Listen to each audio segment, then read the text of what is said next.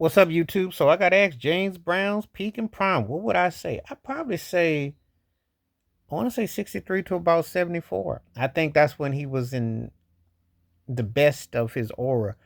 As one of the Godfather of Soul, one of the forefathers of funk music, the 4-4, and the bands he had and his showmanship. Um, that live album at the Apollo, and of course that live album in Dallas and Paris, France.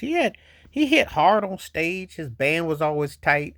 He had the whole nine. He was an encyclopedia for pop culture and music. If you're a male artist, especially R&B pop, you endeavor to him. He's definitely one of the three or four most influential artists ever from head to toe. I can say that bar none. He brought it hard. He was black with it. He was strong with it. He didn't hold back. You felt his aura. He had a powerful uh, aura about him on stage. When Dr. King was taken away, he was on stage in Boston and he brought the peace to the city in '68. That'll always be remembered of how strong he was. And he spoke out on the industry, spoke on a lot of things. He was a precursor to a lot of stuff that you see. What would hip hop be without James Brown? Think about it, because a whole genre of music is in depth to him, and I kid you not, they really are in depth to what he did. He really, hit the drums, the horn licks, the guitar licks, the grunts, that whole thing. His voice, I mean, like I said before, he was a trailblazer. Now, the reason why I say that is because as influential and important as he was, people moved on. And then the bands of the '70s were funky, and then they took what he did and they went, into their own direction.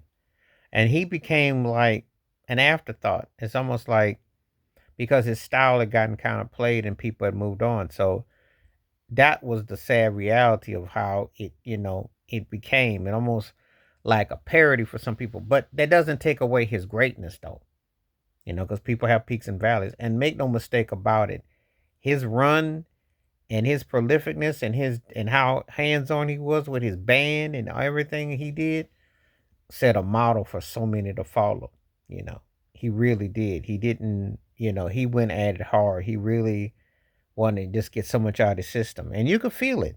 He definitely could feel it. One of those kind of artists that you felt the whole nine plus nine, and he really was competitive with it, had an ego to match, but had a spirit and a soul that wanted to be matched too. So you got a lot of different layers of him, and when you put all that in the contrast and you put it into the two full, it's pretty impressive with what he was able to do and what he was able to accomplish. And again, he had so many great musicians come through him, and he produced at a high level.